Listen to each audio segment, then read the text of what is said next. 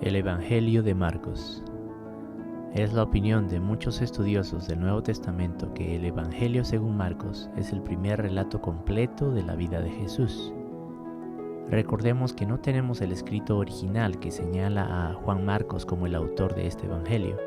Tenemos las copias de las copias de las copias del documento original que, según la tradición de la Iglesia, fue escrita por Juan Marcos, el colaborador de Pablo y Bernabé.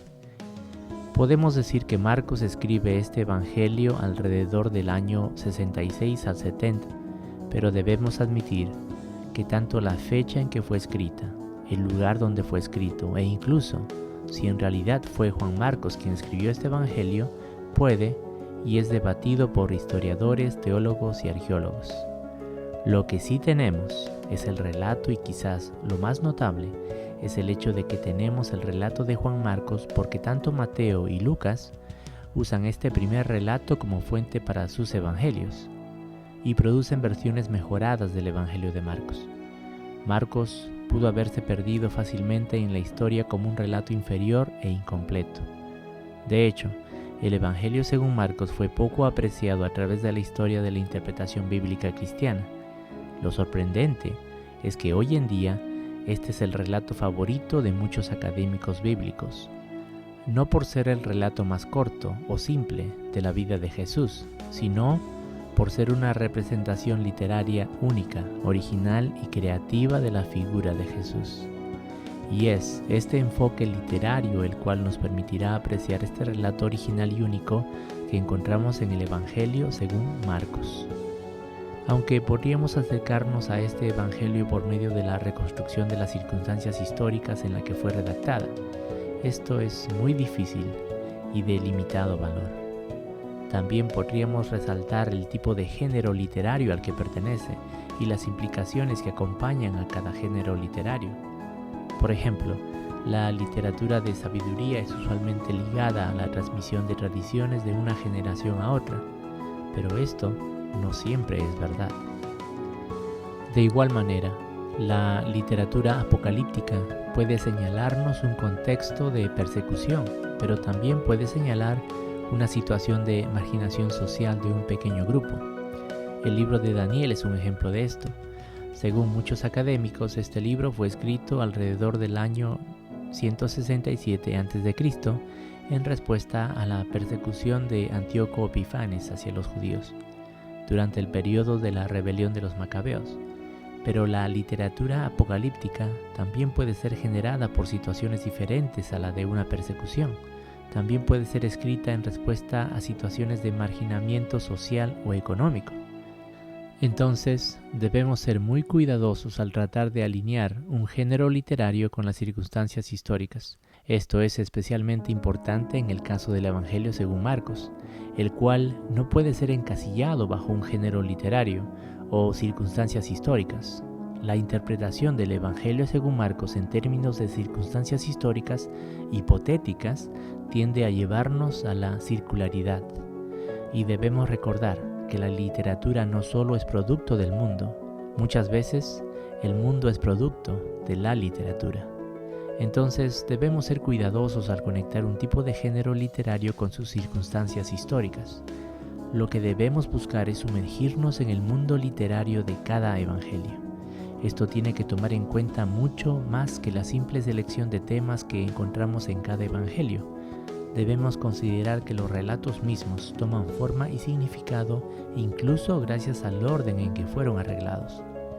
La retórica griega, por ejemplo, enseñaba que no solo era importante encontrar argumentos efectivos, sino que además era muy importante la manera en que estos argumentos eran planteados y ordenados. La secuencia misma, el orden en la que cada argumento era presentado determinaba qué tan persuasivo sería ante los demás.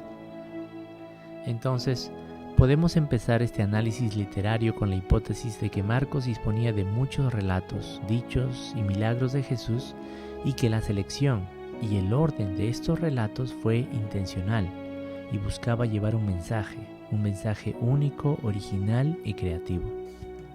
Y si bien dijimos que Marcos es el primer relato completo del ministerio de Jesús, también debemos recordar que Marcos está escribiendo a personas que ya conocen muchos de estos relatos. Estos relatos han estado en circulación en comunidades cristianas por más de 40 años. Vemos que Marcos no comienza su relato explicándonos quién es Juan el Bautista o acerca del significado de su nombre. No nos dice quién es Jesús, simplemente los presenta al inicio de su evangelio. Así que la composición literaria de este evangelio supone que el lector ya tiene un entendimiento general de la vida de Jesús. Esto nos ayudará a definir las cosas que debemos de tomar en cuenta cuando analizamos el evangelio según Marcos. Primero, debemos considerar la manera en que Marcos presenta la estructura literaria del relato y los comentarios que nos proporciona. La estructura literaria es cómo el autor ha ordenado los relatos y la intención o el propósito para este orden. Los comentarios del autor son las ocasiones cuando el autor hace una pausa al relato para explicarnos lo que está sucediendo. Segundo, debemos estar atentos al papel que juegan los distintos símbolos dominantes, a menudo bíblicos, utilizados por el Evangelio. Tercero, debemos estar atentos a la representación de Jesús y sus discípulos dentro del relato. Veremos a Jesús llamado de diferentes maneras a través de títulos: el Cristo, el Mesías, Hijo de Dios, Señor, Hijo del Hombre, Maestro, Profeta, Rey. Cada uno de estos títulos sirve para identificar quién es Jesús para el autor, y cada título tiene un significado en el mundo greco-romano y judío en el que fue escrito el Evangelio. Y esto nos permitirá entender la representación de Jesús que el autor quiere comunicarnos. Las acciones características de cada personaje también son importantes. ¿Qué es lo que el autor enfatiza acerca de cada personaje? ¿Es acaso las enseñanzas de Jesús, sus milagros, los exorcismos que realiza? Y finalmente, las relaciones que encontramos entre los personajes, las relaciones de Jesús con su familia, con el pueblo, con sus seguidores, con sus enemigos. Todas estas son formas que nos permiten evaluar el mensaje del autor, especialmente este relato, el primero en ser compuesto y el cual no podemos comparar con ningún otro. Tomando en cuenta todo esto, ¿qué podemos decir acerca del relato de Marcos? El Evangelio según Marcos es una voz literaria única, original y creativa dentro de la tradición evangélica, aunque la habilidad literaria de Marcos es evaluada de manera distinta. Muchos académicos señalan que el griego que usa Marcos no solo es vulgar, sino además torpe en su construcción narrativa. Algunas de las cosas que señalan es que Marcos es muy redundante, usa muchas palabras para decir una cosa. Es repetitivo, no observa los tiempos verbales, muchas veces inicia un relato usando el tiempo pasado y luego pasa al tiempo presente. Su dicción no es muy educada, usa la palabra eutus, que significa inmediatamente 41 veces para unir pasajes, mientras que Mateo, siendo un relato más extenso, solo usa esa palabra 8 veces. Creo que podemos estar de acuerdo en que el griego de Marcos no es uno de los mejores. ¿Y qué podemos decir acerca de la selección y la manera en que Marcos ordena los relatos, los dichos y los milagros en su narración del ministerio de Jesús? La estructura general del Evangelio de Marcos es sencilla. Nos lleva desde el bautismo de Jesús hasta su entierro. Empieza con un periodo inicial del ministerio de Jesús en Galilea que culmina con la confesión de Pedro, donde Pedro identifica a Jesús como el Mesías, seguido por una serie de instrucciones para sus discípulos, una entrada mesiánica a la ciudad de Jerusalén, un conjunto de controversias con sus oponentes que provoca su arresto, ejecución, entierro y por último el descubrimiento de la tumba vacía.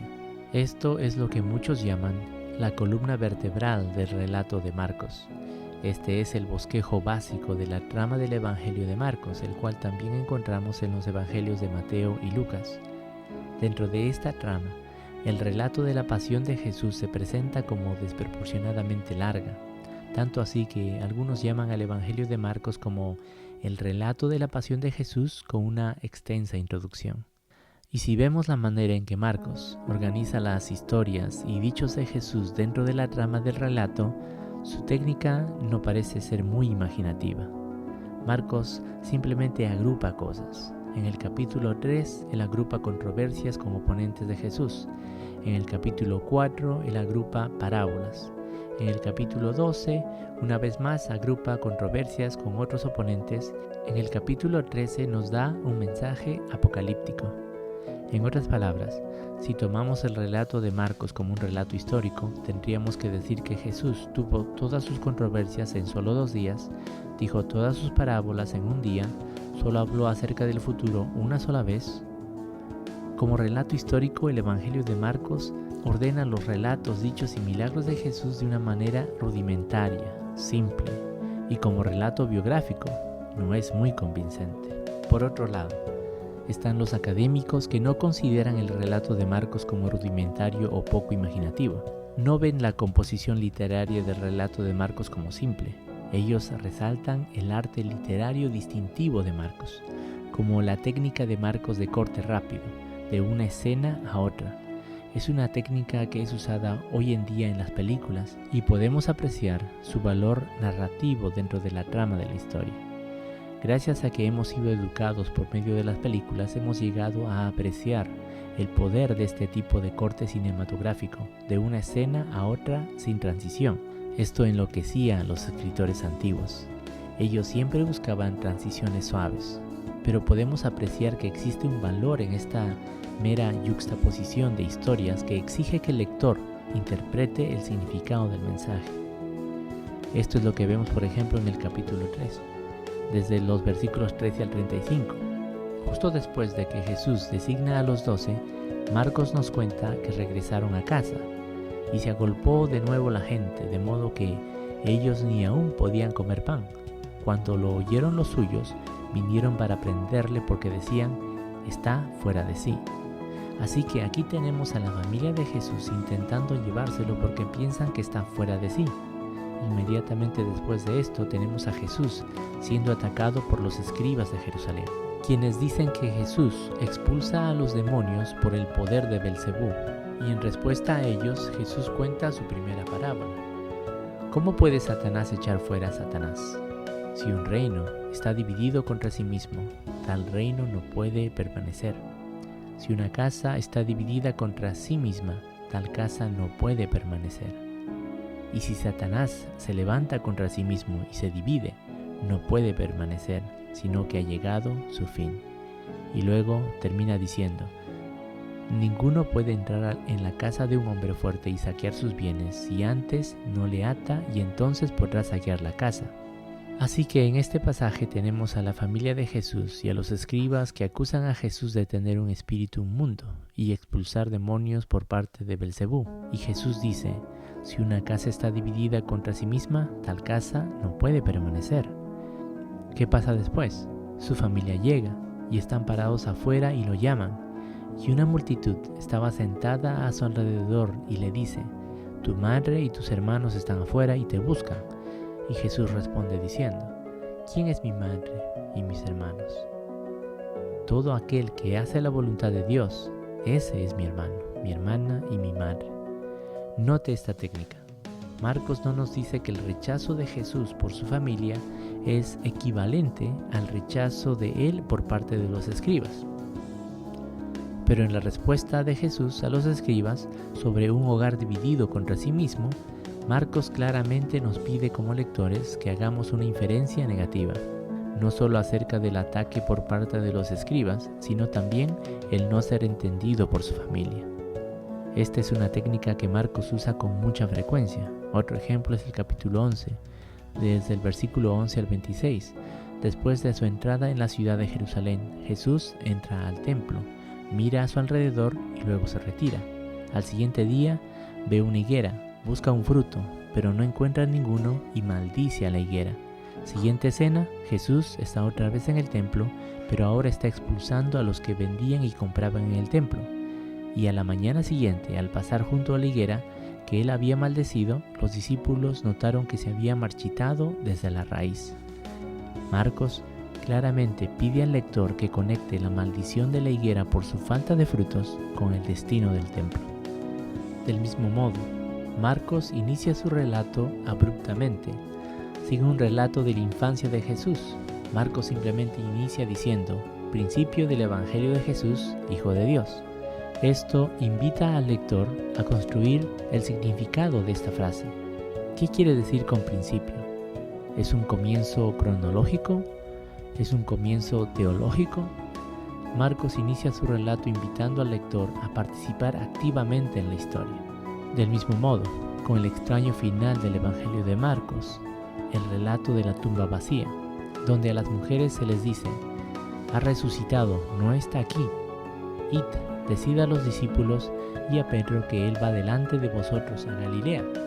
Y en lugar de salir y decirle a todos, se van porque tienen miedo y no se lo dicen a nadie.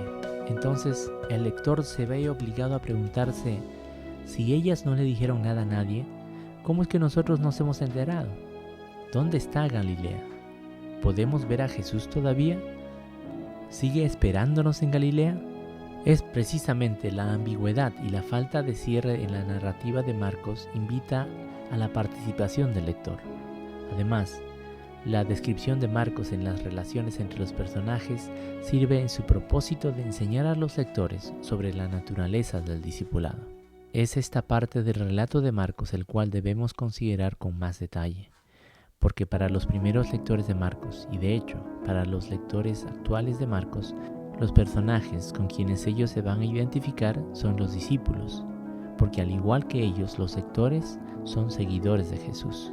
El lector no se va a identificar con Jesús, quien es el Señor, sino con aquellos que lo siguen. Lo que da un giro adicional a esto es que los seguidores, los discípulos en el relato, son los apóstoles, misioneros y las autoridades que dirigen la iglesia después de la muerte de Jesús, por lo que será muy interesante ver cómo Marcos presenta a estos discípulos y cómo el lector se va a identificar con ellos.